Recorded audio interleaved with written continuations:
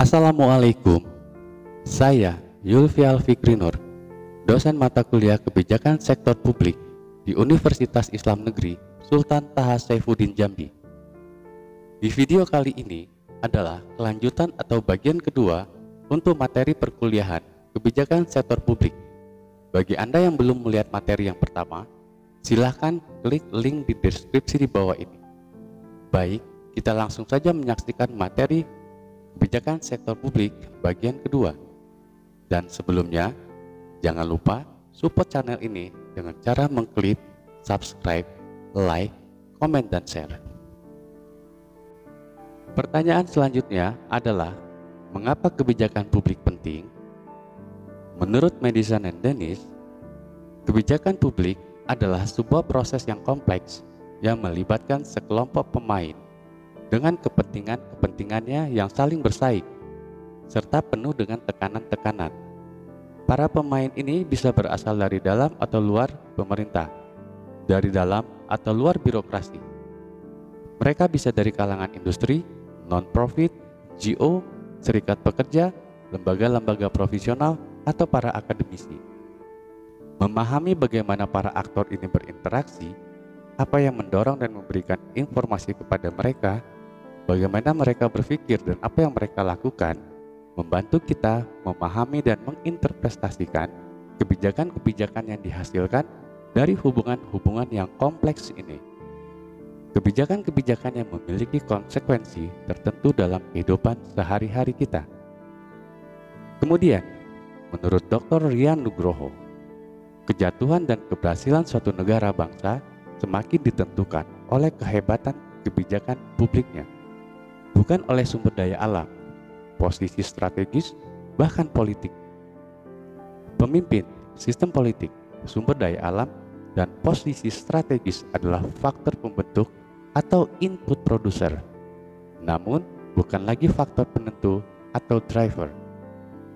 Seyogyanya, kebijakan publik merupakan keputusan politik yang dikembangkan oleh badan dan pejabat pemerintah.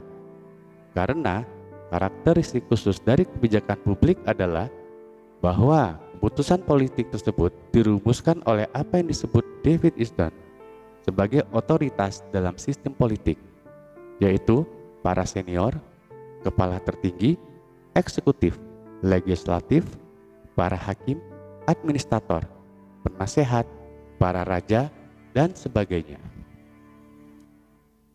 Maka, memahami bagaimana kebijakan publik itu dibuat akan memperkuat kapasitas kita untuk berpartisipasi dalam proses kebijakan, untuk menyuarakan kepentingan dan aspirasi, serta mempengaruhi kebijakan-kebijakan yang dibuat. Pertama, karena kebijakan publik itu menyangkut outcomes yang penting dan strategis, seperti penurunan tingkat kemiskinan, lingkungan yang lebih baik, turunnya tingkat pengangguran, proses ekonomi yang lebih produktif, dan seterusnya. Kedua, kebijakan publik menyangkut strategi-strategi dan alokasi sumber daya yang diperlukan untuk mencapai outcomes tertentu.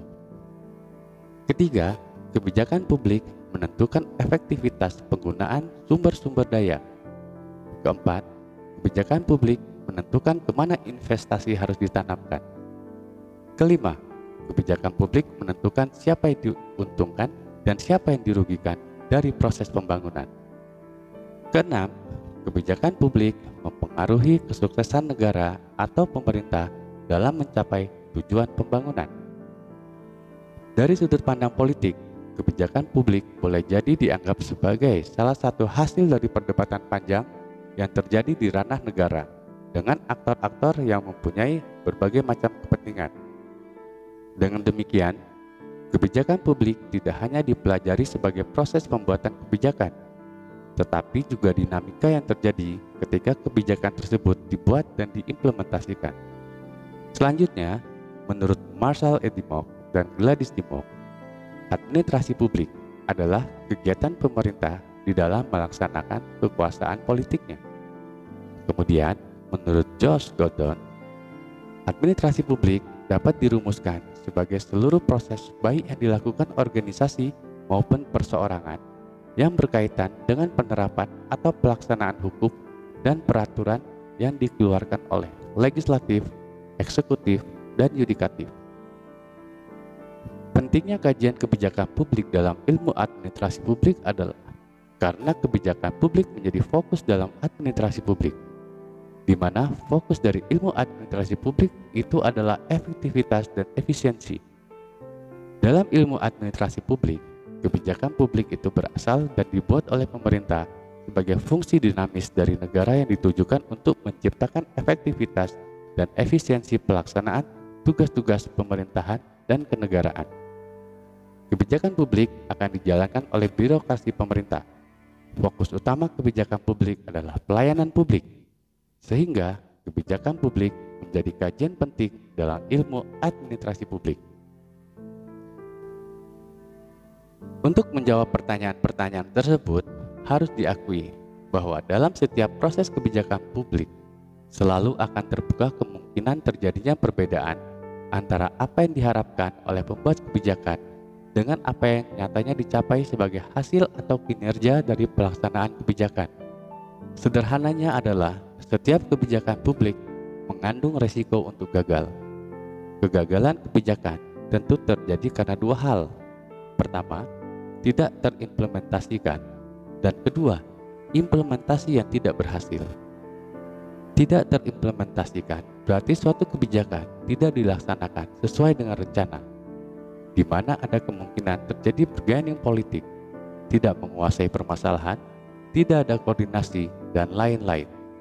Sementara implementasi kebijakan tidak berhasil biasanya terjadi jika suatu kebijakan tidak dilaksanakan sesuai dengan rencana, namun terjadi kondisi eksternal yang tidak menguntungkan seperti pergantian kekuasaan, perpindahan posisi, dan lain sebagainya. Sebagai contoh adalah soal Omnibus Law, rencana Undang-Undang Cipta Kerja. Demikianlah materi kita hari ini. Silahkan jika ada yang ingin bertanya, ketik di kolom komentar. Sekian, terima kasih. Assalamualaikum warahmatullahi wabarakatuh.